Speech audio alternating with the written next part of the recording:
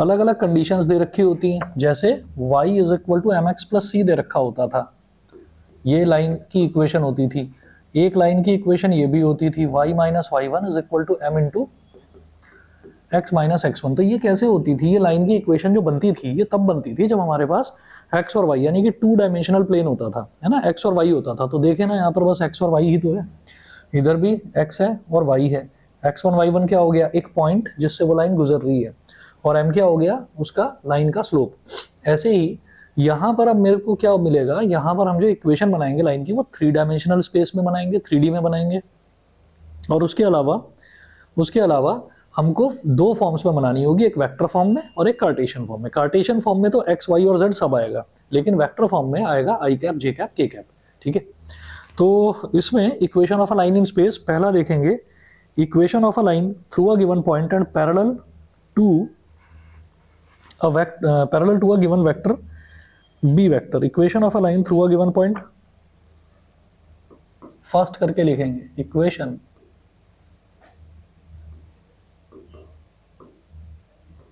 of a line through a equation of a line through a given point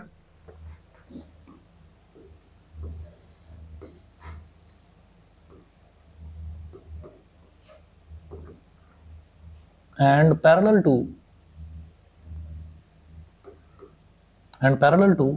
b vector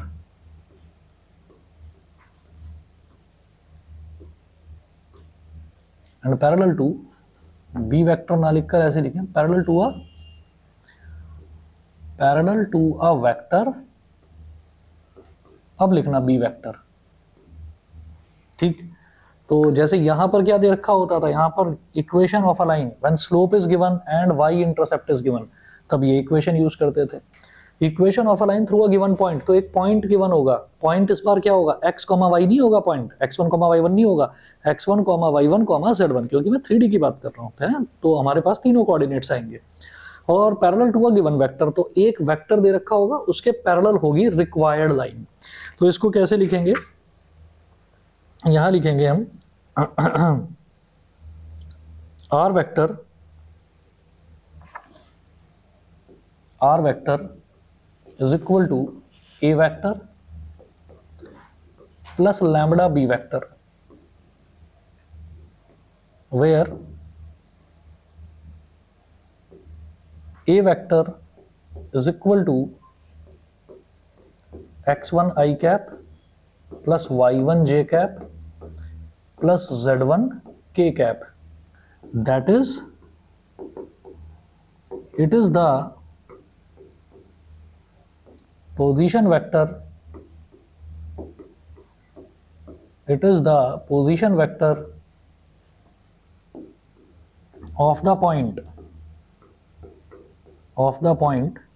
through which line passes, it is the position vector of the point through which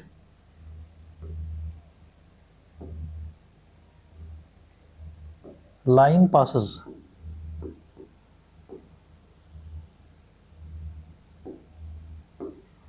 A vector तो ये हो गया, and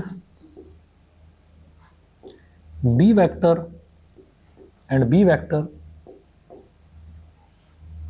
is equal to a vector which is parallel to the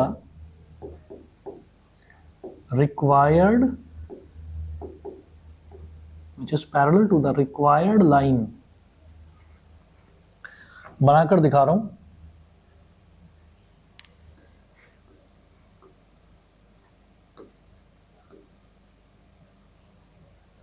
हमारे पास यहां पर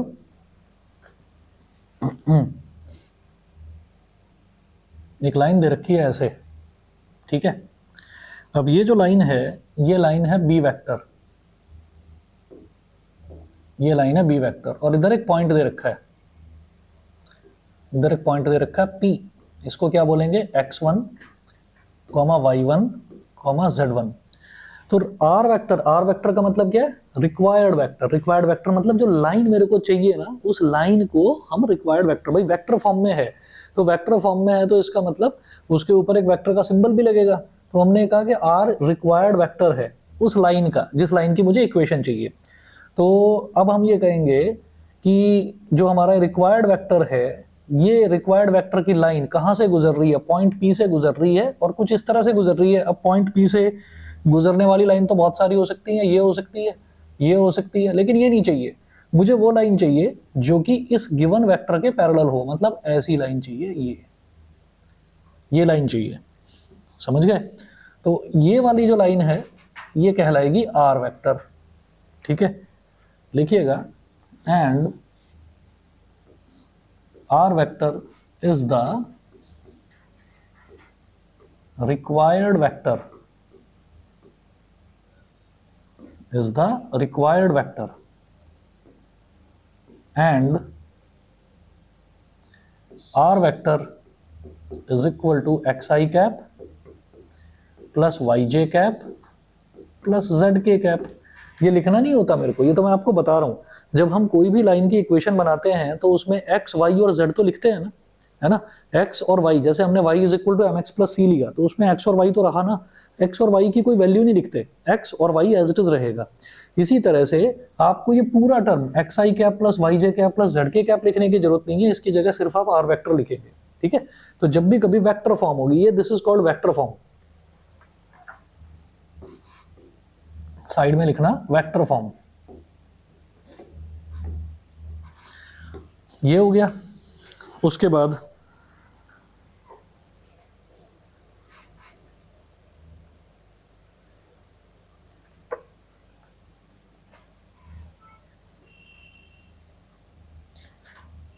Cartesian form,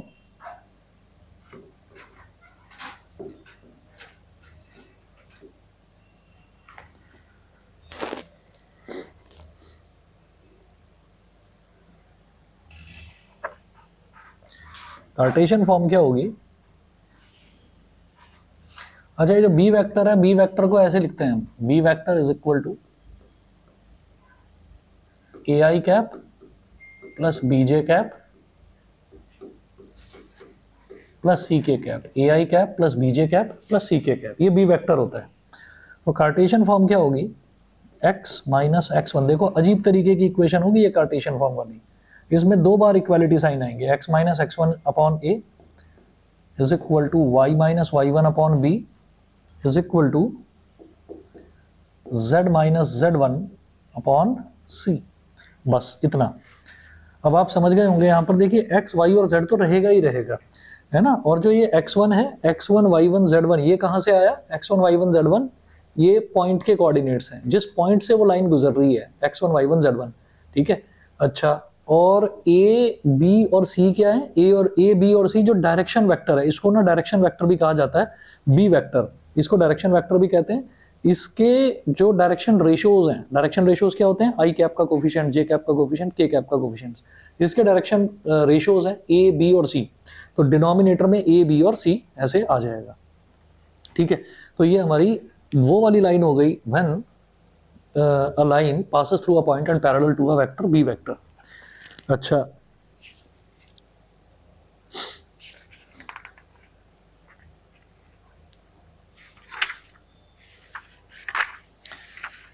इसके बाद बस ये एक ही दे रखा है, हालांकि तीन वो हुआ करते थे पहले, अब बस एक ही दे रखा है, equation of a line through a given point and parallel to a given vector B vector. चलिए, इसके बाद एग्जांपल नंबर 6 है, एग्जांपल 6 से स्टार्ट करते हैं। एग्जांपल 6 देखिएगा, find the vector and Cartesian equations of the line through the point.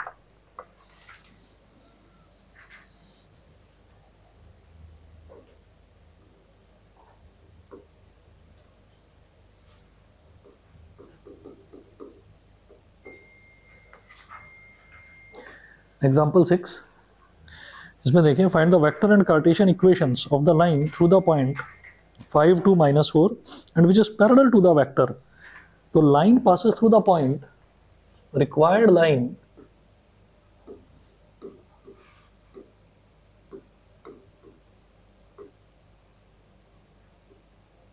passes through the point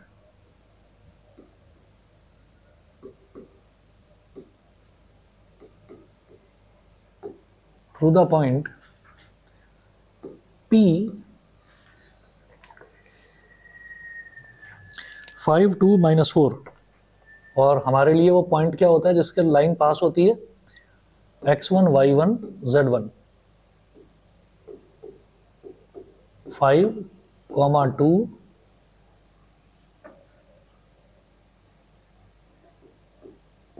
5 2 -4, ठीक है।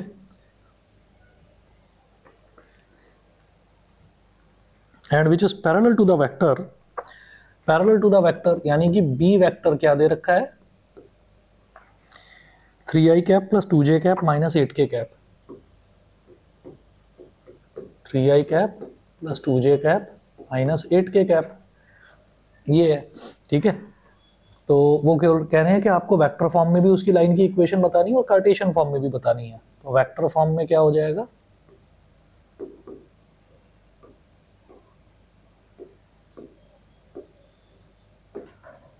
Equation of line will B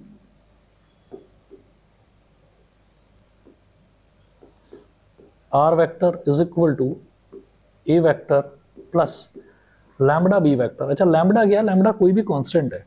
अगर किसी भी डायरेक्शन वेक्टर में अगर मैं कोई भी कांस्टेंट मल्टीप्लाई कर दूं, वो कांस्टेंट आप 1 ले लो, 2 ले लो, 3 ले लो, आपकी मर्जी है, ठीक है। जनरली उसको लैम्बडा की टर्म्स में लिख दिया जाता है, तो लैम्बडा में आपका आंसर आएगा, तो कोई गलत नहीं है। ये मत सोचना कि लैम्बडा एक अननोन है, मुझे उसकी भी वैल्यू निकालनी है, कांस्टेंट है वो। तो यहाँ लिखेंगे आप R vector is equal to A vector क्या है, इसी से जो वेक्टर बनता है वो ए वेक्टर है। तो 5i cap plus 2j cap minus 4k cap, ये तो ए वेक्टर हो गया, प्लस लैम्बडा बी वेक्टर कितना है 3i कैप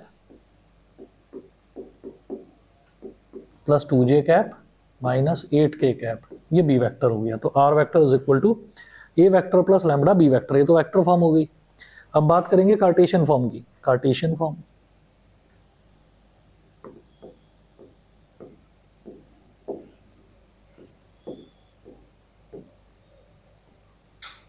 कार्टेशियन फॉर्म क्या होती है, ये x minus x1 upon A, y minus y1 upon B, ठीक है। सीधा ये लिख दो। तो x माइनस x1 क्या है भाई बताइए 5, तो x minus 5 upon A B C, ये जो ए बी सी है ये क्या है, ये डायरेक्शन रेशियोज हैं बी वेक्टर के। तो बी वेक्टर का ये ए क्या हो गया 3 हो गया, तो x minus 5 upon 3 is equal to y minus y1 कितना है 2, तो y माइनस 2 अपॉन बी कितना है 2, y minus 2 upon 2 is equal to z minus z1 कितना है, z1 है माइनस 4, तो माइनस माइनस प्लस, तो z प्लस 4 अपॉन c कितना है minus 8, z plus 4 upon minus 8। ये हो गया जी कार्टेशियन फॉर्म। बताइए क्लियर, ठीक है। अच्छा जी, अगला टॉपिक जरा देखें, ये है एंगल बिटवीन टू लाइंस। तो अगर हमारे को दो लाइंस दे रखी हैं, उन दो लाइंस के बीच में एंगल क्या क्या होगा, ठीक है, वो देखते हैं जरा। यहां तक नोट कर लीजिए पहले।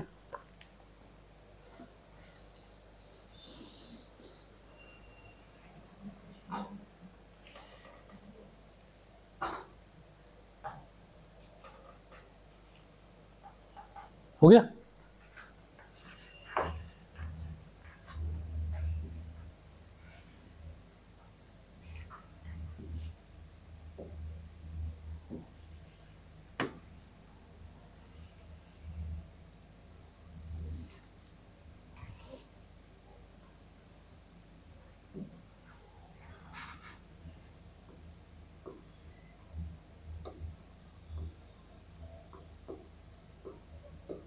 हेडिंग डालिएगा angle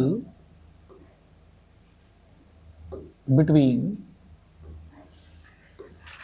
two lines.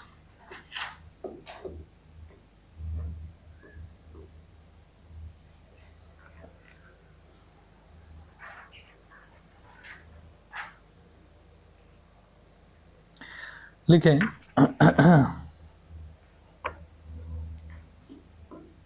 Late there be two intersecting lines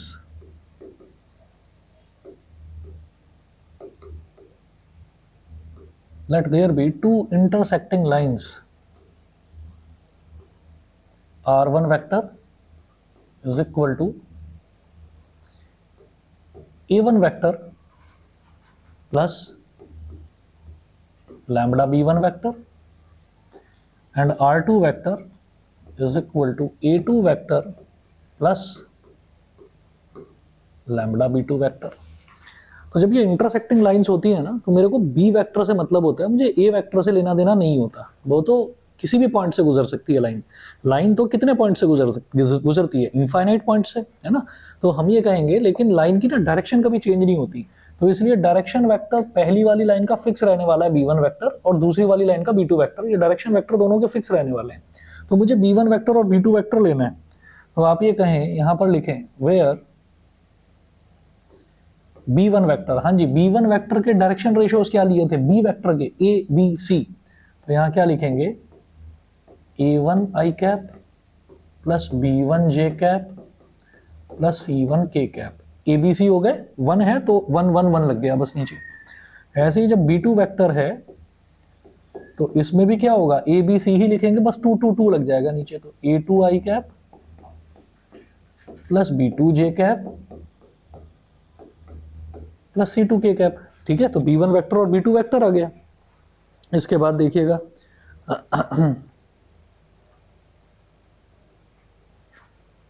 इसके बाद एंगल किस तरीके से निकालेंगे। एंगल निकालने के लिए हम cos थीटा निकालेंगे, तो cos थीटा हो जाएगा cos theta is equal to, बड़ा सा मॉडुलस लगाइए, बड़ा सा मॉडुलस, इन दोनों को मल्टीप्लाई करो a1 a2 plus b1 b2 plus c1 c2, a1 a2 plus b1 b2 plus c1 c2, ठीक है, upon under root a1 square plus b1 square plus c1 square multiply by under root a2 square plus b2 square plus c2 square mod close. अगर ये बहुत बड़ा लग रहा है तो इसको क्या लिखा जा सकता है, एक तरीका और है, cos theta is equal to, ये a1 a2 b1 b2 c1 c2 basically क्या है, b1 वेक्टर और b2 वेक्टर का डॉट प्रोडक्ट। जब डॉट प्रोडक्ट करते हैं तो i वाला i में मल्टीप्लाई होता है, j वाला j में और k वाला k में, और फिर सब ऐड हो जाते हैं, यही तो होता है डॉट प्रोडक्ट। तो इसका मतलब ऊपर आप लिख सकते हैं b1 vector dot b2 vector. अब ये बताओ under root a1 square plus b1 square plus c1 square, ये बेसिकली क्या है, b1 वेक्टर का मॉड, तो b1 वेक्टर के मॉड को क्या लिखेंगे, सिर्फ b1, और ये b2 वेक्टर का मॉड, तो इसके ऊपर बस वेक्टर का साइन नहीं लगाएंगे b2। चाहे तो ऐसे याद कर लो और चाहे इस तरीके से याद कर लो, जैसे ठीक लगे।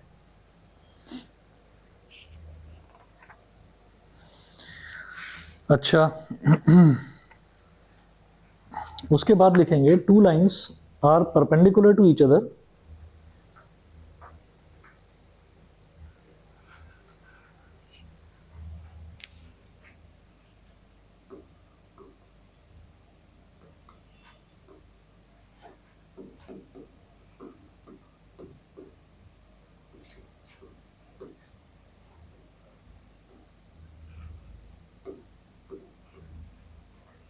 are perpendicular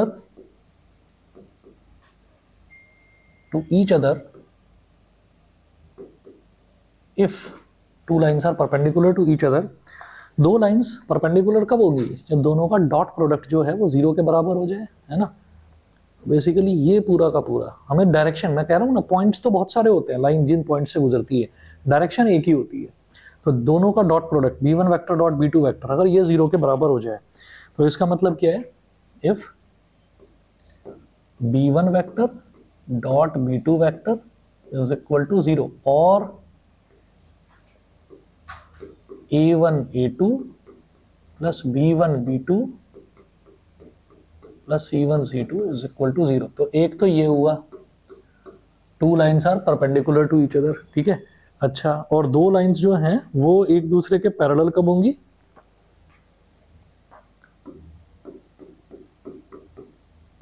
two lines are parallel to each other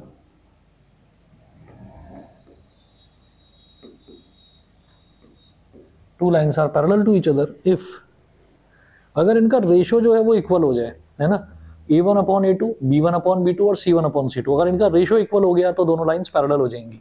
ठीक, तो A1/A2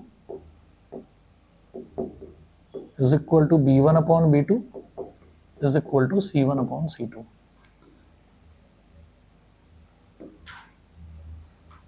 ठीक है, इसके बाद एग्जाम्पल नंबर 7 देखिएगा। Example number 7, find the angle between the pair of lines given by, एक लाइन क्या दे रखी है, R vector is equal to this, दूसरी लाइन दे रखी है R vector is equal to this. ठीक है, करेंगे खुद से ट्राई। एग्जाम्पल नंबर 7, भाई आपको B1 वेक्टर निकालना है और B2 वेक्टर निकालना है, और फिर ये फॉर्मूला लगाना है, कॉस थीटा आ जाए, फिर कॉस थीटा की जो भी वैल्यू आएगी वो मेरे को पता है कि कॉस के टेबल में क्या कोई मतलब कोई अजीब वैल्यू आ गई तो फिर क्या करेंगे, कॉस को इधर ले जाएंगे। आंसर इसका दे रखा है कॉस इनवर्स 19/21। ठीक है, ट्राई करिए, मैं 1 मिनट में आ रहा हूँ।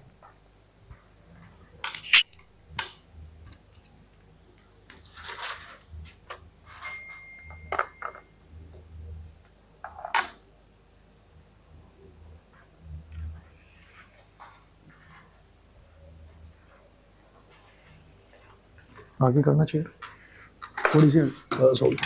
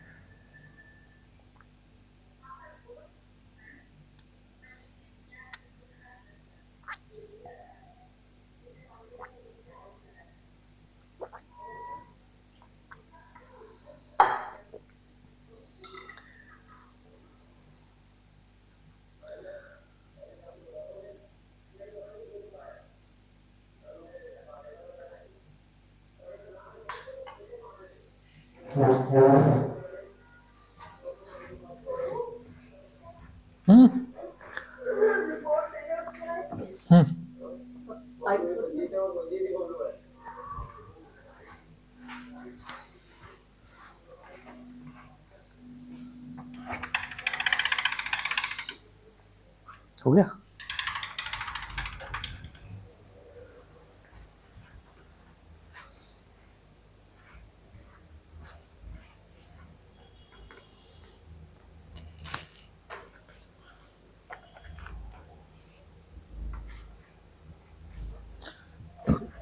ये एग्जांपल नंबर 7 जो है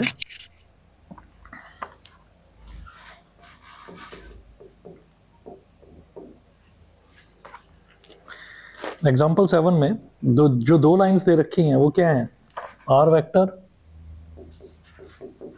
is equal to 3i cap plus 2j cap minus 4k cap plus lambda into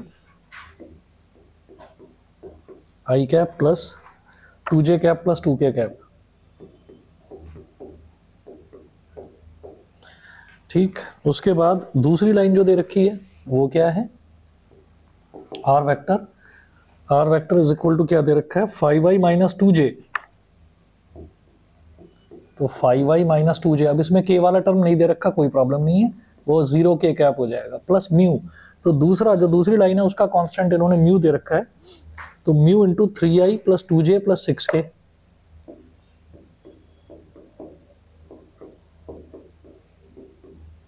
three I plus 2j plus 6k, ये हो गया। अच्छा, तो इसका मतलब यहां से b1 वेक्टर क्या हो गया, पहली वाली लाइन का डायरेक्शन वेक्टर, तो I cap plus 2j cap plus 2k cap.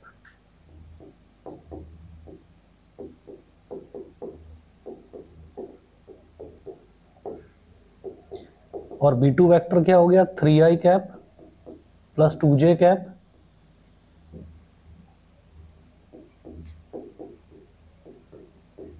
Plus 6k cap. तो एंगल कैसे निकलेगा दोनों के बीच में, cos theta is equal to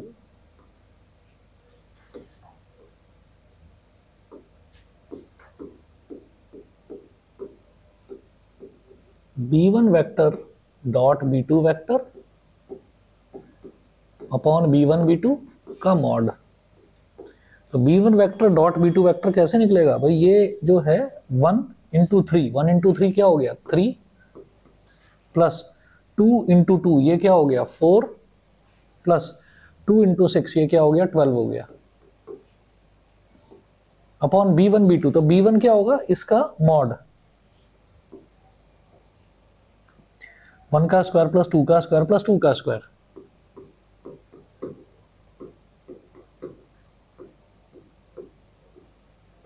और b2 क्या है 3 का स्क्वायर प्लस 2 का स्क्वायर प्लस 6 का स्क्वायर।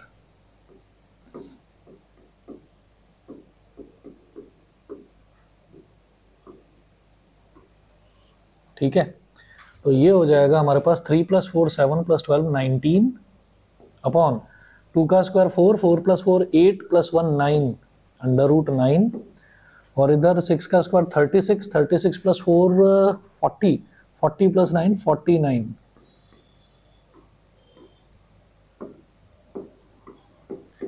तो 19 का मॉड निकालेंगे वो प्लस का 19 ही आएगा, अंडर रूट 9 हो गया 3 और ये 7। तो अब मैं वैल्यू निकाल नहीं सकता इसकी, और कहीं कुछ कट भी नहीं रहा है, तीनों प्राइम नंबर है। तो theta is equal to cos inverse 19 upon 21। ठीक है, तो इस तरह से एंगल निकल गया। ठीक है, जब भी कभी जैसे मान लीजिए यहीं पर सॉल्व करके वैल्यू मान लीजिए आ जाती 1/2, तो मैं ये कहता कि कॉस के टेबल में 1/2 कहाँ आता है 60 डिग्री पर। ठीक है, तो हम ये कहते हैं कि भाई theta is equal to 60 degree हो गया। ठीक है, और अब वैल्यू कुछ अजीब आ रही है, तो हम क्या करेंगे, कॉस को इधर ले जाएंगे, कॉस इनवर्स 19/21। अगला देखिएगा, एग्जांपल नंबर 8 दे रखा है, find the angle between the pair of lines. ये नोट कर लिया, आगे चलें। ठीक है,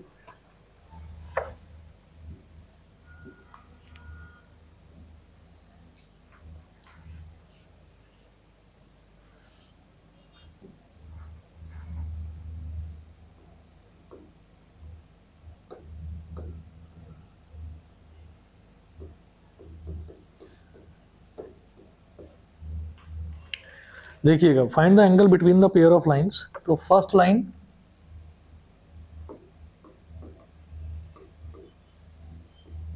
लाइन क्या दे रखी है, x plus 3/3 x plus 3/3 is equal to y minus 1/5 is equal to z plus 3/4। पहली लाइन। दूसरी line,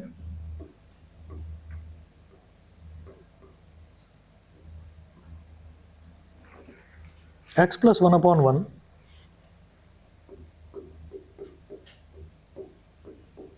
is equal to y minus 4/1 is equal to z minus 5/2 z minus 5/2। ठीक है, अब क्या है कि जो पहली वाली लाइन है, अब ये हमको वेक्टर फॉर्म में नहीं दे रखी, कार्टेशियन फॉर्म में दे रखी है, तो जो पहली वाली लाइन है उसके डायरेक्शन वेक्टर क्या हो गए 3, 5, 4। ठीक है, तो हम क्या बोलेंगे b1 vector is equal to 3i cap plus 5j cap plus 4k cap and b2 vector 1, 1, 2। ये नीचे जो लिखा जाता है ये डायरेक्शन रेशियो होते हैं b वेक्टर के, है ना। तो b2 वेक्टर ये क्या हो जाएगा 1i cap plus 1j cap plus 2k cap, ये हो गया। ठीक, तो cos theta is equal to b1 vector dot b2 vector upon b1 b2।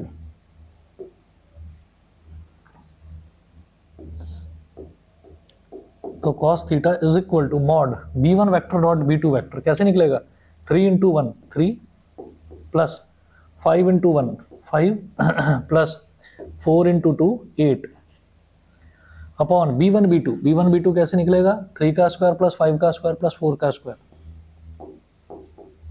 3 का स्क्वायर प्लस 5 का स्क्वायर प्लस 4 का स्क्वायर इंटू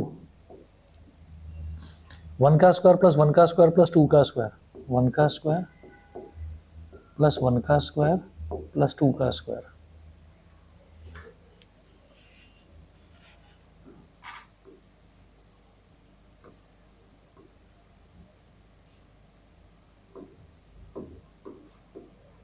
तो cos theta is equal to 3 plus 5 क्या हो गया 8, 8 प्लस 8 16 अपॉन 9 प्लस 25, 25 प्लस 9 कितना हो जाएगा 34, 34 प्लस 16, 34 प्लस 16 50 अंडर रूट 50। फिर अगला देखेंगे 2 का स्क्वायर 4, 4 प्लस 1 5, 5 प्लस 1 6, तो 6 हो गया। cos theta is equal to इसको 16 और ये इसको क्या बोलेंगे under root 25 into under root 2, root 6 को क्या बोलेंगे under root 3 into under root 2।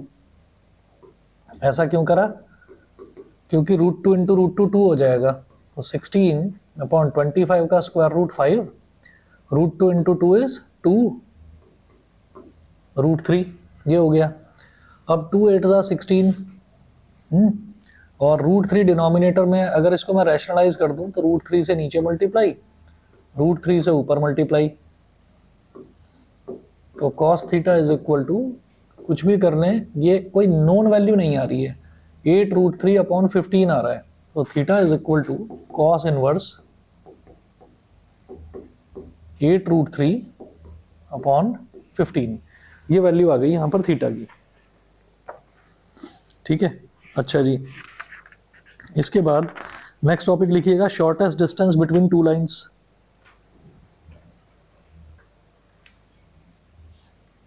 तो डिस्टेंस हेडिंग डालिएगा shortest distance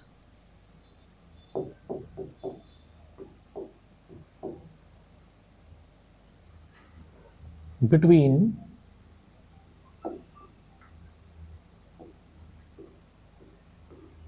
two lines.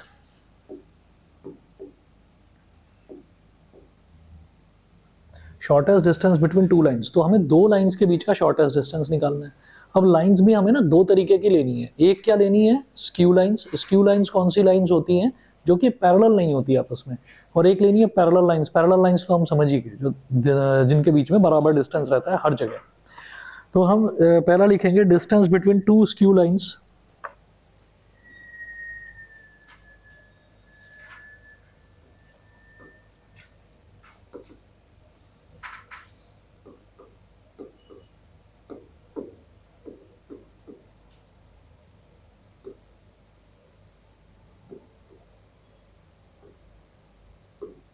distance between two skew lines, distance between two skew lines, तो एक लाइन हमने ले ली L1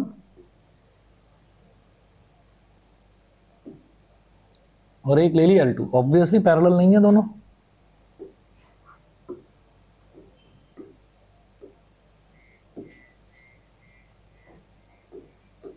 और एक लाइन हो गई L2। अब इन दोनों के बीच का जो शॉर्टेस्ट डिस्टेंस है, शॉर्टेस्ट डिस्टेंस ये है कि यहां से इस पर जो भी परपेंडिकुलर डिस्टेंस होगा वो शॉर्टेस्ट डिस्टेंस होगा।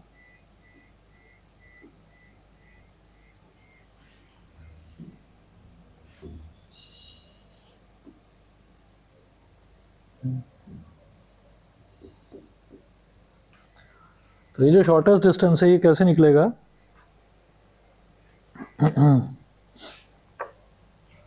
L1 यानी कि लाइन 1, ये क्या है? इसको हम बोलेंगे R vector is equal to A1 vector plus lambda B1 vector, A1 vector plus lambda B1 vector. L2 line 2 R vector is equal to A2 vector plus lambda B2 vector. ठीक है, ये हो गया। अब दोनों के बीच का जो शॉर्टेस्ट डिस्टेंस है D, वो कैसे निकलेगा? B1 vector cross B2 vector, D is equal to B1 vector cross B2 vector, cross B2 vector, ये तो क्रॉस प्रोडक्ट हुआ, dot A2 vector cross A1 vector,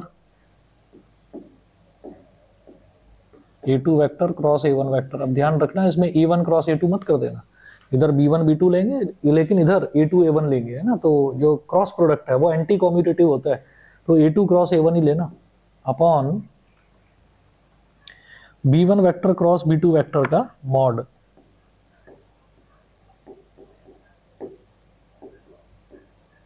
इसका मॉड और इस पूरे का भी मॉड, ये डिस्टेंस निकल जाएगा। मॉड क्यों? क्योंकि कई बार क्या है कि मल्टीप्लाई जब करते हैं तो कई बार रिजल्ट जो है वो नेगेटिव आ जाता है और डिस्टेंस कभी भी नेगेटिव नहीं होता, तो इसलिए मॉड लगा दिया जाता है ताकि नेगेटिव भी आए तो वो भी पॉजिटिव में कन्वर्ट हो जाए।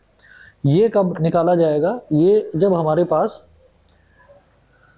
वेक्टर फॉर्म में दे रखा होगा तब, ठीक है ना। तो आप बड़े आसानी से, अगर मेरे को कोई कार्टेशियन में भी दे रखी है, एनसीईआरटी में कार्टेशियन का अलग फॉर्मूला दे रखा है, ठीक है, बहुत बड़ा फॉर्मूला है, डिटर्मिनेंट सॉल्व करेंगे, फिर a1 square plus b1 square plus c1 square, वो करें, मतलब लंबा है वो। इट्स बेटर कि आप ये याद कर लें। भैया अगर आपने ये याद कर लिया और आपको अगर कार्टेशियन फॉर्म भी दे रखी है तो उसको वेक्टर में तो आसानी से कन्वर्ट कर ही सकते हैं, समझ रहे हैं? ठीक, तो आप बस इतना एक फॉर्मूला इसमें याद रखिए, दूसरा फॉर्मूला स्किप कर दो, जरूरत नहीं है उसकी। उसके बाद सेकंड लिखेंगे, तो फर्स्ट था हमारा distance between to skew lines, फिर सेकंड लिखेंगे distance between two parallel lines. यहां तक नोट कर लिया? ठीक है, अगला लिखेंगे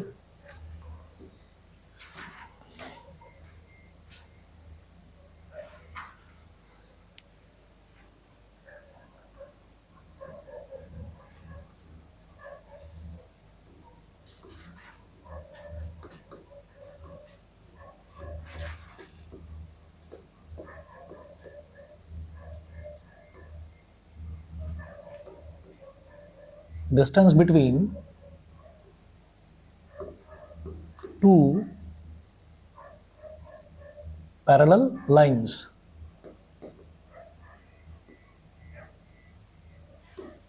distance between two parallel lines, तो इस बार हमारे पास दो पैरेलल लाइंस हैं,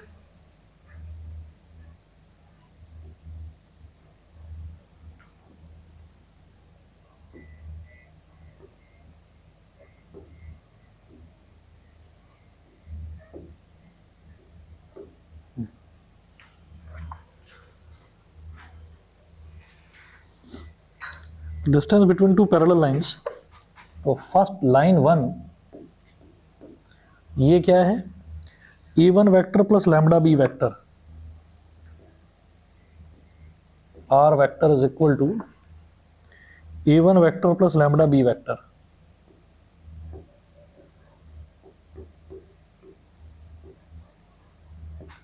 line 2 R vector A2 vector plus nu B vector. इस बार क्या है, दोनों का ना बी वेक्टर दोनों का सेम रहेगा। जब पैरेलल लाइंस होती हैं तो उनका जो डायरेक्शन वेक्टर है वो सेम रहता है, क्योंकि दोनों पैरेलल हैं, दोनों का डायरेक्शन सेम है। ठीक है, तो ऐसे में क्या करना है, अभी ऐसे में डिस्टेंस कैसे निकलेगा, डिस्टेंस इज इक्वल टू, अब b1 b2 अलग अलग तो है नहीं, तो b1 क्रॉस b2 तो करेंगे नहीं, तो इस बार सिर्फ b वेक्टर क्रॉस डॉट, यही वाला है बिल्कुल सेम। वहां b1 और b2 था तो b1 क्रॉस b2 करा था, इस बार सिर्फ एक ही है, तो b vector dot a2 cross a1 dot a2 vector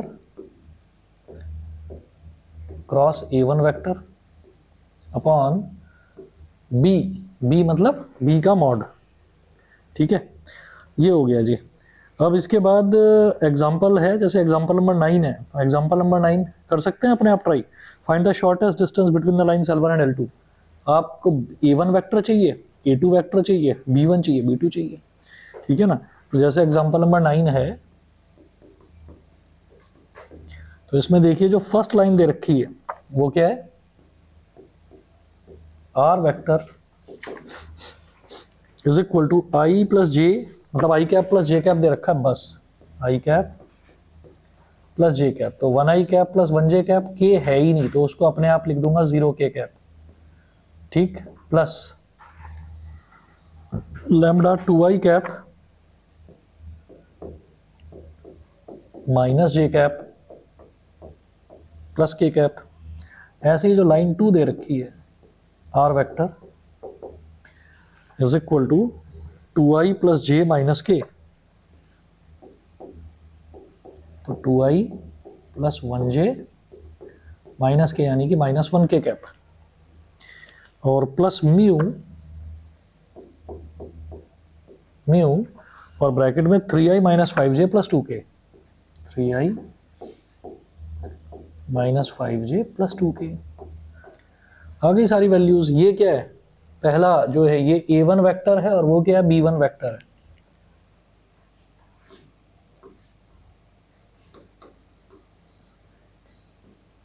तो A1 वेक्टर क्या आ गया, 1i plus 1j plus 0k।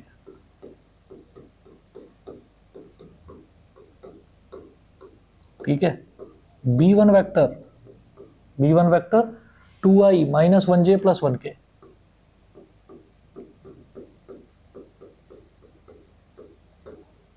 ऐसी A2 vector 2i plus 1j minus 1k।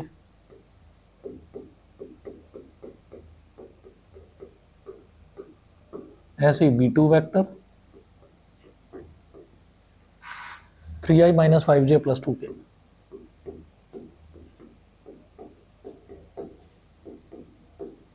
ठीक है, A1 B1 A2 B2 ये आ गया। बस अब आप फॉर्मूला लगाकर करिएगा इसको ट्राई। ठीक है, हो जाए ठीक है, नहीं तो मैं करा दूंगा। और ये सेकंड एक्सरसाइज है, और इसके बाद आप देखें सीधा मिसलेनियस ही दे रखी है, मिसलेनियस में 5 क्वेश्चन हैं। ठीक है, तो ये हार्डली 1 क्लास और या 2 क्लास और बस उसमें कंप्लीट हो जाएगा, फिर प्रोबेबिलिटी कर लेंगे। ठीक है, चलिए जी, आज इतना ही करते हैं फिर।